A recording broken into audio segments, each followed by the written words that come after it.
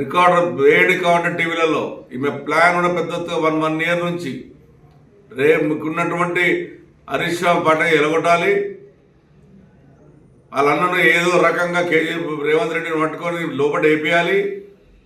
అప్పుడు ఇవి నాయకత్వం వచ్చుకొని రాష్ట్రం మొత్తం తిరిగి దోసుక తిందామనే ప్రయత్నంలోనే ప్రతి ఒక్కరిని టార్గెట్ చేసుకుంటా పార్టీని సర్వనాశనం చేయని ప్రయత్నం చేస్తుంది. నీ వంటోళ్ళు నీ 100 మంది వస్తున్న ఏం కాదు. నీకు తగిన పాట ప్రజలకు బుద్ధి చెప్తారు. నువ్వు గెలిచింది ఒక్కసారి, సెకండ్ గెలవ చేత కాలేదు నీకు. నీ అత్తగారింటి దగ్గర 10 మంది ఎమ్మెల్యేలు గెలిచిరు, నువ్వు ఓడిపోయావు.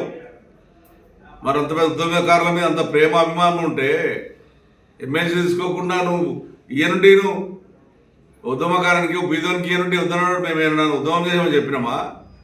నేను చెప్పాను ఎప్పుడైనా ఉద్యమం చేశాను, నా జీవితంలో ఉద్యమం చేశాను ఎప్పుడైనా చెప్పానా? నేను ఆ రోజున టీడీపీ పార్టీలో ఉన్నాను, టీడీపీ సిద్ధాంతం కూడా పనిచేశాం.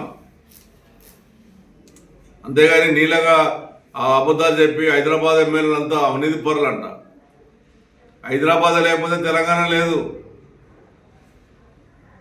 హైదరాబాద్ ప్రజలందరం కాపాడి ఇలా తెలంగాణ రాష్ట్రం బాగుండాలని కోరుకున్న వ్యక్తులు మేమందరం కూడా ఇష్టం వచ్చినట్టు మాట్లాడుకుంటా, ఇష్టం చేసుకుంటా,